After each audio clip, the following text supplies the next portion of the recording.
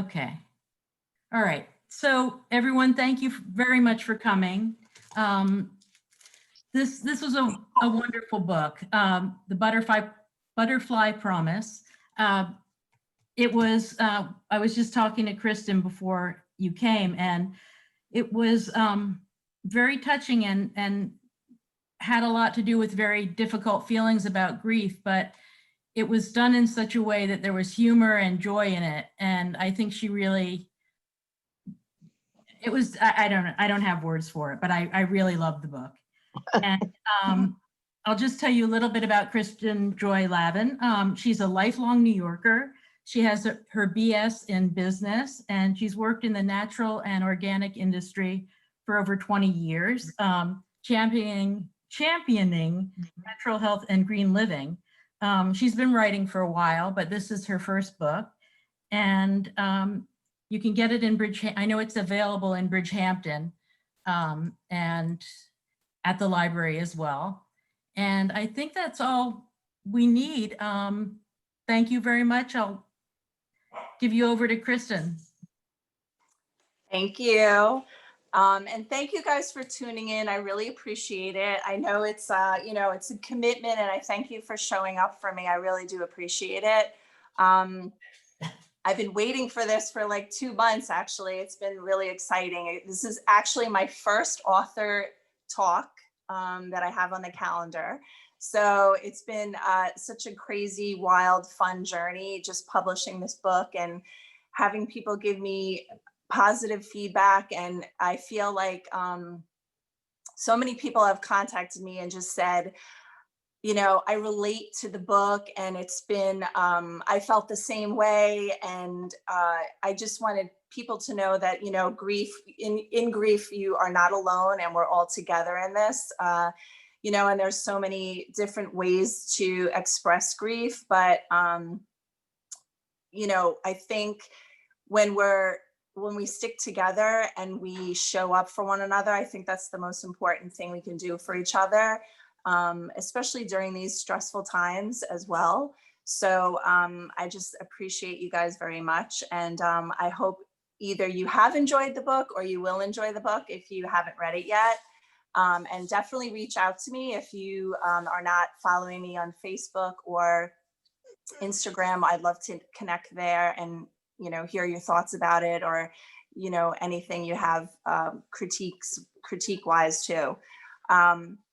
And also, so I think everybody, we're going to leave the microphones on unless you have a noisy house, then just mute yourselves.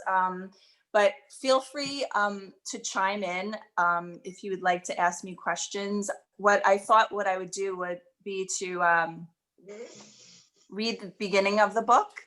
And then we can maybe have a couple of questions, or you can give me some feedback, or maybe Jocelyn has some things she'd like to input as well.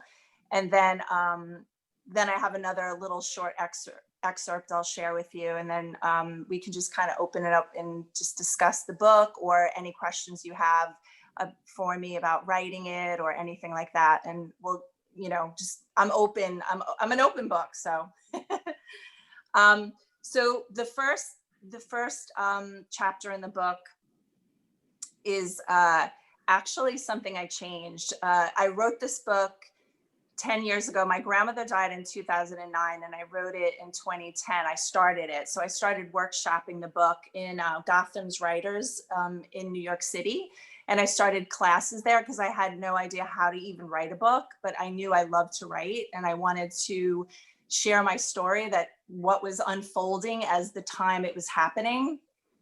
And also, I think I had other things to say that happened to me in my past about spiritual experiences and afterlife. And so I workshopped it for like 2 or 3 years with different classes and different people and teachers. And it was a really interesting, wonderful experience. I highly recommend it if you have something, you're planning on writing a book someday, and they have online classes too.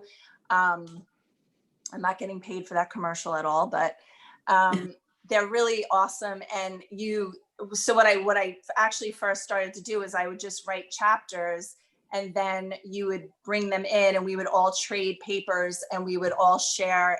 Somebody would read yours, I would read somebody else's, and then everybody would critique everybody else's. So it kind of really helped in keeping the storyline together, and just kind of like seeing if people liked what I had to say and if I did have a book in the making. Like, so that was like my first, my first sharing experience with other people. So so this was a chapter that was actually written way after that.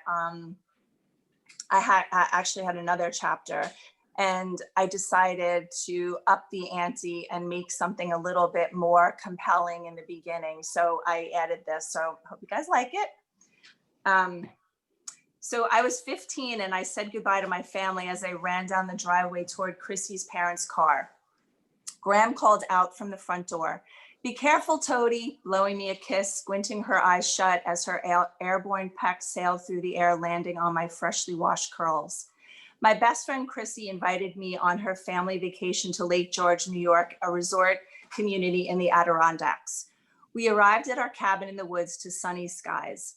The resort manager encouraged us to take the canoes out for a spin. We spotted the silver metal canoes lined up at the shore and chose the one closest to the dock. Neither of us had ever paddled a canoe before, but we seemed to get the hang of it with a rhythm all our own. We giggled, digging our oars in and out repeatedly until we managed to be far from shore and any parents. My propensity for the peculiar surfaced the very moment the sun disappeared under a blanket of gray clouds. With a rumble of thunder and ominous skies before us, I shrieked, "Chrissy, row back to shore, row back to shore." A bolt of lightning crackled across the sky. Mother Nature exhaled a gust of spiteful air, blowing my hair back. "Lightning, we're in a metal canoe on the water, row," I shouted. Panicked, we paddled, but we spun around and around, going nowhere. Looking over at our resort, we saw 20 people waving their arms and screaming at us. "You row on the left, I'll row on the right," Chrissy shouted. With our heads down, we coordinated our paddle and moved forward toward the shore. Another bolt of lightning and roar of thunder shook the sable sky. I felt pressure on my head and tingling in my fingers. "Oh my God, do you smell that?" I asked. "Burnt hair," we both screamed. Fearful of another strike, we paddled faster in unison, making it back to shore, where horrified onlookers were waiting under the drizzling skies, yanking our arms and pulling us out of our canoe. With nothing more than the terrifying ordeal and strands of singed hair, not wanting to tempt fate, it took me years before I ever went back into a canoe or out in a thunderstorm. Back at home, I told everyone how I almost died, except for my family. I downplayed the incident until Chrissy's mom told my mom, who then told Graham. "Toady, I love you more than life itself. If anything ever happened to you, I would just die." But when the roles were reversed and I worried, Graham wanted me to accept her death as part of life. The older she got and the more real that became, I had a harder time accepting one day she would die and leave me for good. So that's the beginning of the book. So yes, that is a true story. And I did get somehow struck by lightning. I don't know. I'm not a weatherman or a meteorologist or whatever. I don't know how it happened, but I definitely got somehow it conducted through me, and my hair was all singed, and we smelled like the way you like burn your hair on a blow dryer, and it kind of that is like that weird, unique smell. We were in the middle of nowhere. So it definitely was a life-altering experience. Maybe it gave me superpowers. I don't know, but we'll see. You guys could chime in if you want. Did anybody read the book? I know I see a few people I know, but everybody's muted. I've read a portion of it. And it starts off really, really, really well. And you're a good reader. You ought to read for yourself more often, Kristin.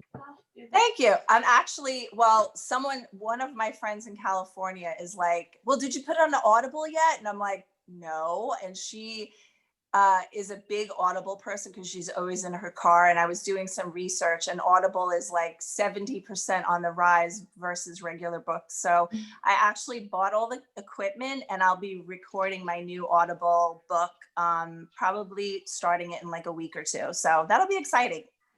Great. So this is good practice. Yeah. So the next portion I'm going to read for you guys is, this is kind of, it's still in the first chapter, but there's some information in between the two, between the lightning and between the next portion that I'm going to read, that where my grandmother, she was about, I think she was 90, she was 93 maybe. And she was living in a nursing home already, and she actually slipped and hit her head and her eye on the doorknob going to the bathroom. So she was in really bad shape, and we didn't know if she was going to make it. And it was a really scary time, because my grandmother was always around. She only had one other hospitalization during the time, like in later years. So this was kind of like a wake-up call, because she was already well in her 90s by this time. So she had this major injury with a patch over her eye, and her whole face was black and blue and purple. And so I'm cutting all that out reading part, but that's the premise to the next section that I'm going to read. So Graham loved to read. It was the one thing that she was still able to do the same despite her age. Her mobility had decreased, her appetite dwindled. She couldn't drive anymore. Her arthritis kept her from practicing calligraphy and origami, leading her to become increasingly more sedentary in the nursing home.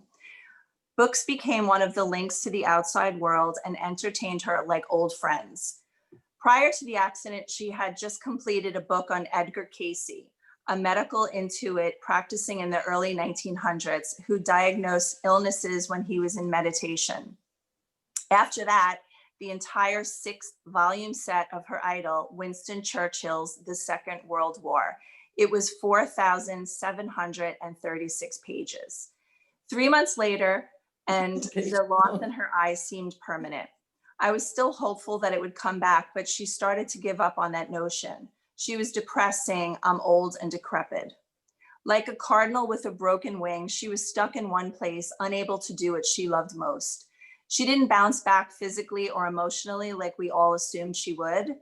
She was able to read a few pages at a time, but then her good eye would get tired and strained.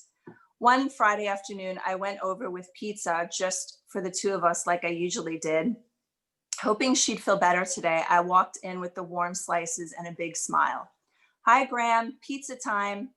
Normally, just visiting her made her happy, but lately it had been different and I wasn't enough. I gave her a kiss, put the box down, and opened it up. "Hi, my darling toady." "Thanks, it smells good." She kissed me on the cheek and stroked my hair. Her room at the nursing home was cheery yellow, and the horseshoe-shaped alcove of windows brought in the sun. The sills had flowers and framed photos of my mom, my brother, and me. I hung 2 framed pictures on the wall opposite the bed. One was of famous Shakespeare quotes and the other of a beautiful giraffe. She loved them ever since I could remember. I listened intently as a child as she explained her admiration. "They're so regal and beautiful. Each one has its own unique pattern on its coat. They can sleep and have babies standing up." Astonished with her mesmerizing facts and stories, I reveled in her undivided attention. I giggled and sparkled like a disco ball. I could never get enough of Graham as a kid. As we sat there and ate, she asked, "Did you watch The Wizard of Oz last night?" "Of course I did, Graham. I've only seen it 50 times, I joked. My first memory of my grandma is when I was nearly 5 years old and my parents and brother went to Florida. I was sick with a virus, so I stayed home with Graham, who lived downstairs in her apartment. Upstairs, we had an olive green shag rug, orange couches, and black leather and chrome Barcelona chairs. Very groovy. That night, she brought up her old-fashioned wooden rocker. It was a gift from my parents to her when she first became a grandma. We stayed up and watched The Wizard of Oz. It was the first time I saw it. I sat on her lap while she rocked back and forth singing Somewhere Over the Rainbow. Like a warm cookie in an oven, I was exactly where I was supposed to be. Snuggled on her lap in my Wonder Woman pajamas, I watched Dorothy and Toto enter into a rainbow-colored world filled with friends, a lion, a scarecrow, and a tin man. When they ventured on the yellow brick road for the first time all together, Graham jumped up, turned up the volume knob, grabbed my hand, and we skipped back and forth down the hallway singing "We're Off to See the Wizard." As my little brunette braids swung side to side, the shag rug sprung up between my toes and I howled with laughter. The Wizard of Oz has remained my favorite movie of all time. I loved Toto so much that I became Toady to Graham for the rest of her life. We finished our pizza and she scrunched up her face. I don't think my sight is coming back, Toady. She turned her face toward me so she could see me out of her good eye. Graham, the doctor said to give it a few months, I said. Giving up on people is not in my DNA. What if I can't read anymore? Her blurred vision and headache stopped her from reading more than just a few pages in a book or an article in the Reader's Digest. It was a slow improvement and she was impatient and discouraged with her recovery. Graham, even if it never came back, you will still be able to read. Dr. Herman said the other eye will compensate for the loss, I assured her. If I can't read, I might as well be dead. She lowered her eyes and stared at the tiled floor and then folded her hands in her lap. That startled me. She was always a positive person. Please don't say that, Graham. You pulled through this and have come so far already. You'll get better each and every day. You will. The bruises on the side of her face were still there, a tie-dye swirl of blues, purples, and yellow. A young person's bruise would have been gone in those 3 months. Toady, I can't live forever. I know, but what would I do without you, Graham?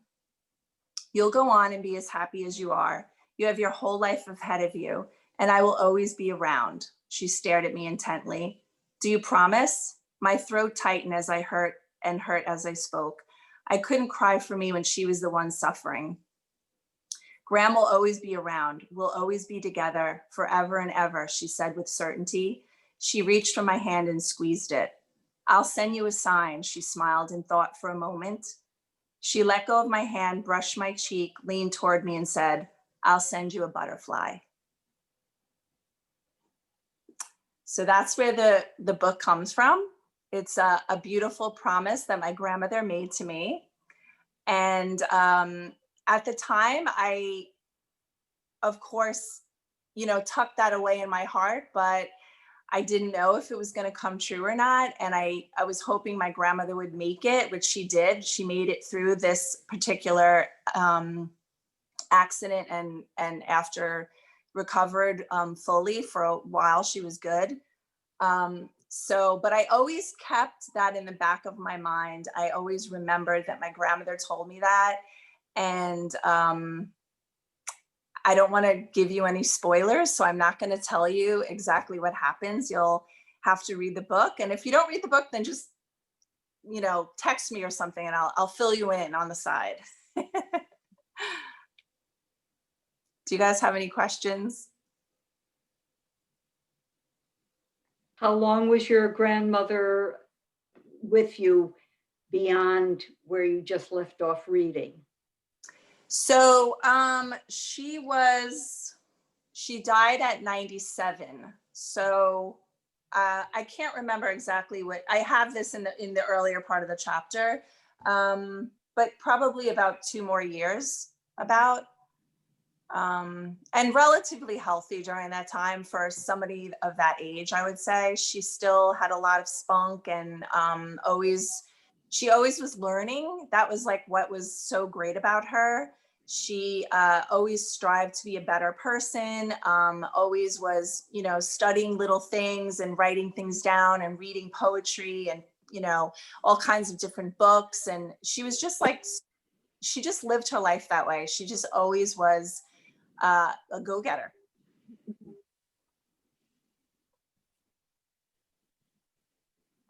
Anybody else? I don't have a question, but I have a comment. Yes. Which is that everyone who I don't know if anyone here has read the book, but everyone will fall in love with your grandmother. She's just a remarkable human. She was a remarkable person. And I think it's a little bit about the kind of relationship you can have with grandparents that you maybe can't have with your parents. It's a little bit different. And there was a little bit of that in there that I enjoyed reading about.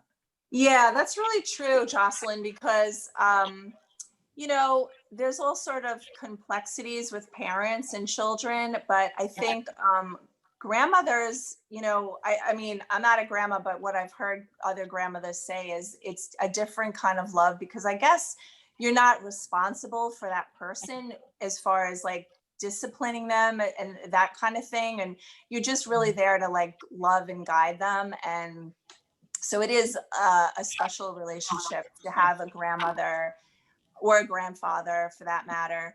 And it's just like, it was just a really special relationship in my life. And I'm grateful that, you know, that I had her so long, but it's still like, I hate to say this, but because I know my husband's sitting here and he didn't have his grandparents around, and I did for many years, but it's a big loss when you've had somebody around for that long and there's such a huge part of your life and you're really close. So I think, you know, I think we can all relate to that, losing somebody that we just love so much. And I think that was one of the great feedbacks that I've had about the book is people like, oh, I wish I would have known your grandmother. Or one of my high school friends actually read it and she said, I remember your grandmother. She was so amazing. And I remember her brownies were so delicious. And she talked about her brownies for like ever.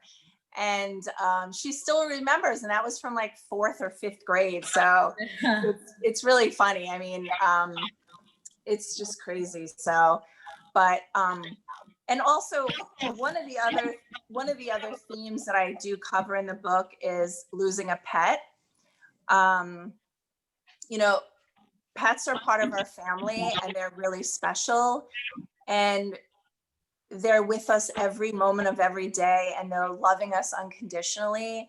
And I think losing a pet is kind of unrelatable if you don't have one or if you don't understand the nature of having one.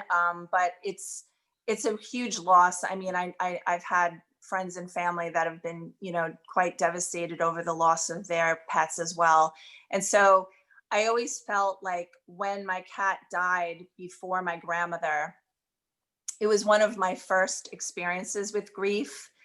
And I think it prepared me for the loss of my grandmother in a way that I hadn't expected. And pretty much during like, there was maybe a 2 or 3 year period where my husband and I lost like 8 people. It was really devastating. And I just felt like I was always coming up for air. Like I would start to feel a little bit better and then somebody else would die, or, you know, in my family or his family, or, you know, so it was a very hard time, that period of time between like 2007 and 2011. It just seemed like it never ends, you know, and I don't know why that happens, but they say like, you know, sometimes people that pass away happen in groups of, you know, whatever. And for us, it was a difficult time. And I think writing the book was like very cathartic in learning how I dealt with things at the time that I didn't know. I during the time when I lost my pet, I think I was trying to fill a hole, and I was like kind of insatiable. Like I was eating a lot of junk, and it was hard, you know, like I was filling a void. Some people drink, some people eat junk, you know, some people self-medicate. It's a self-medication in many ways when we're grieving the loss of someone, whether it be a pet or a person. And I think that's something we all can relate to. And so I think if you have a pet, you definitely will relate to the 2 or 3 chapters in the book about losing a pet, because it is so profound. And it's so devastating at the time that it happens, and how people just say, we'll just get another one. And there, you just can't. It's just hard. You don't even want to replace them. You know, they're their own little person. So there's a lot of themes in the book, I would say, you know, and that's, you know, grief is one of them. But there's like, I don't want you guys to think it's like a big depressing book, because it's not. Jocelyn and I were just talking about, there's a lot of funny stories in there, and there's like a lot of there's a flashbacks to when I was a kid, and you know, just different stories that like definitely lighten the mood, and that are fun. I hopefully it's a roller coaster, and you will laugh, and you'll, you know, and hopefully you'll feel, you know, not that I want you to feel sad, but I think if I've made you feel sad, and because of something you're reflecting in your own life, past or present, then all I can say is, I think I did my job as a writer, and then I'm happy about it, but not happy that I made you sad, of course. I had a comment. Hi, Kristin. Hi, Laura. I didn't even, you know what? Everybody's just popping in as they're talking, and I don't even know exactly who's on the call, but thank you for tuning in. Laura is one of my oldest friends. Kristin was my first friend, and we spent a lot of time together over each other's houses. So I got to meet Grandma Cookie, and she was quite an elegant, soft, sweet woman who you just loved to. She was always smiling, and she had her lipstick on, and she you know, and she's just in the basement, but she's all ready to go. And right? It was so wonderful. Yeah, I know. So I haven't gotten through the whole book, but it sounds like there are many spiritual themes, and you know, you talk about death. What have you learned about what happens to us when we move on, or when we're communicated with by someone who's passed on? You know, I think there's two schools of thought, and I have definitely explored this in the book. I think there's, you know, there's the the aspect of God or the universe, or whatever you call that, that energy, which is like a spiritual energy, versus more of a physics energy. And some people believe in the science more. So I do explore that to some degree in the book. But I think no matter what you believe, energy is energy, and it never dies. So the people, you know, lose their souls, but their souls are still there. The energy is still around us. And so I think tapping into that is really important. And in today's society, we are just so busy all the time. We're on the phone, we're on the computer, we're distracted. You know, there's a lot of noise in our life.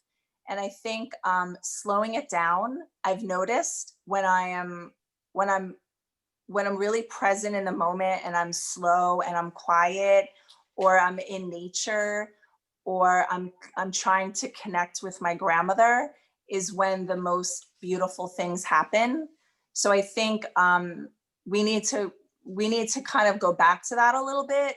We're definitely just a little busy and distracted, and we're losing, you know, we're losing the sense of presence that we have. So I would say that's something that, you know, we could all learn from, whether you're trying to connect with a loved one that's passed or not. I think just being present and is calming as well. You know, just like being there and breathing and taking it all in.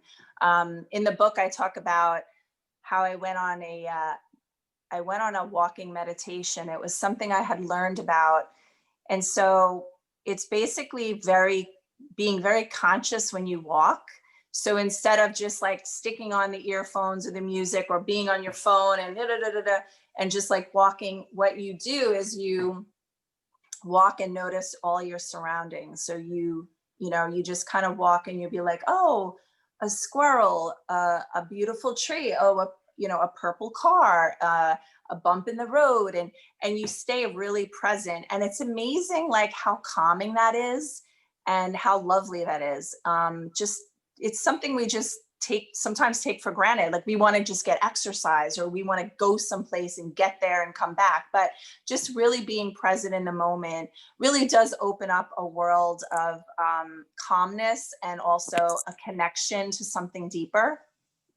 And to tune in with all of your senses too, you know, to pay attention to the sounds you're hearing and the smells you're smelling, and yeah. Absolutely. Thank you. Absolutely. Anybody else? Kristin, I love the book. I totally enjoyed the journey with you. And I like knowing, not ever meeting your grandmother, but of course, hearing her background, the history of her life, and how that made her a special person just to even know, as people who have experienced that. But in then knowing how that type of person would have such an impact on your life as well, because she had an interesting life, a love life. That love story was quite enjoyable to know that, you know, it continues on, which is what was happening with you. Your love continues on. So I think your experiences, as you say, it's not a sad story, and yet you talk about grief. You moved on. We all have to deal with it at one point in our life or not, and you've made it a journey that we can accept and move on with. So I think you did a marvelous job. Thank you, Marian. I appreciate it. Thank you so much. That's what it's about, you know? And that's really, when I was writing it, I felt like I was connecting with something deeper, and I was not really just focused on, oh, I want a bestseller. I wanted to write the book that I wanted to read at the time. I felt, I was looking for answers, and the answers that I was looking for weren't in book form. I was just really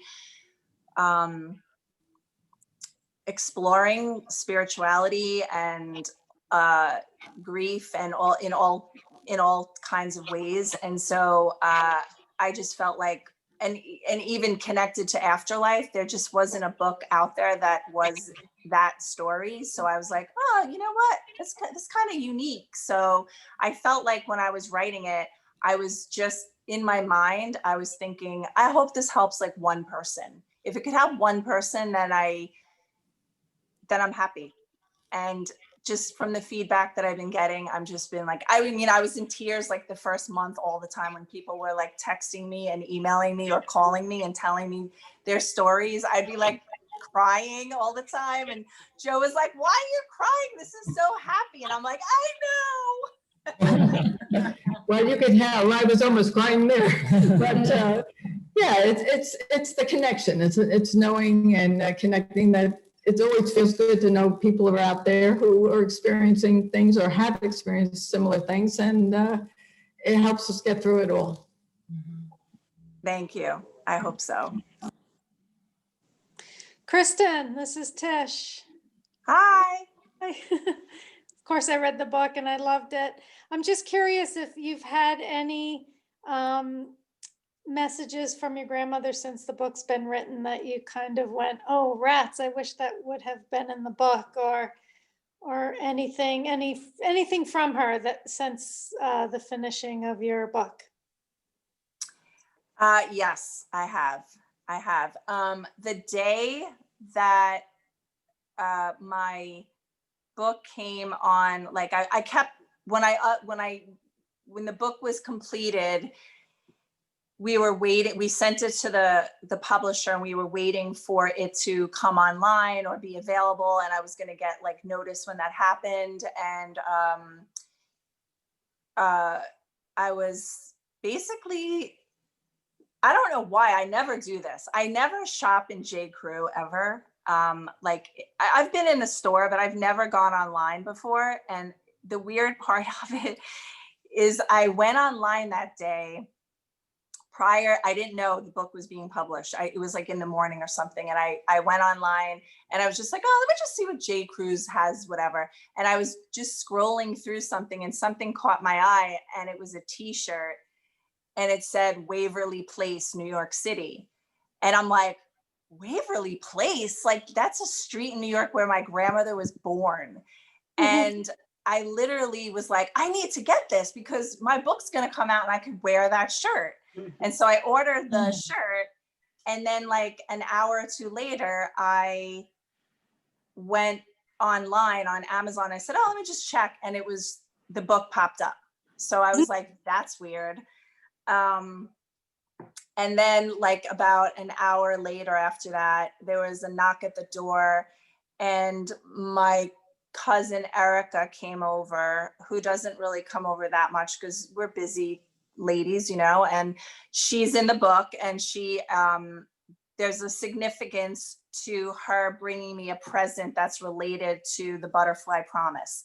So, there's a big connection with her dad and my grandmother and heaven and all kinds of stuff. So anyway, she popped over, and it was weird because we were sitting there and I was like, can I make you a cup of tea? And I was giving her tea, and like, we were talking about how the book was just coming out. And then she was saying, it was kind of like almost like a deja vu moment, because it's actually, there's a significant part in the book where we're sitting having tea talking about something that happened that was very unique with like a psychic kind of situation. So we were sitting there kind of laughing about it. And I said, oh, this is like weird, you know, that this is happening. And she's like, oh yeah, that is weird on the day that you published the book. And so she was doing some sort of tabulation for her business. And she said, what's X divided by Y? And I go, oh my God, I don't know. Let me grab my phone. And I took out my phone and I used the calculator, and I went and I turned around and it said 1111. And that's like a really big chapter in the book. And I was like, look, it's 1111. And she was like, oh my God. So those are little weird things that have happened. And honestly, there's been other situations too. And I don't even really keep track anymore, which I probably should, but I don't keep as track as much. Well, they're probably also small, you know, some people expect these little messages to be these grandiose things, and it's really these small little things, like you point out, that are big, but they're also small. And if people don't believe or don't tune in or don't look, they'll just pass you right by. And you Yeah. have to kind of be open and look at them and cherish them. Yeah. Yeah, I'm Got sure it. that I've had things that have just passed me by, and my grandmother was like, hello, you know, but I didn't Exactly, all of even us. notice. Right. So, but yeah, it's I always just say, just keep your eyes and ears open if, you know, for your loved one. And, you know, if it feels like a coincidence, maybe it's a coincidence, but if something in your heart feels like this is something, you know, when you Right. have like a really crazy dream about somebody that's passed on and you feel like it was so vivid, you know, they say that, you know, that could happen to people through dreams because we're in another conscious state. And, you know, you have to be open to all possibilities because I don't think we really know for sure. Right. So, but you know, we have to go somewhere. And I guess you can make the choice of what to believe or not. And I definitely believe in the afterlife for sure, because I know it in my heart. And hopefully, other people feel the same, and even if they don't, they'll at least get something out of it, whether it's not maybe the afterlife part, but maybe the grieving part, or just the connection that we all have.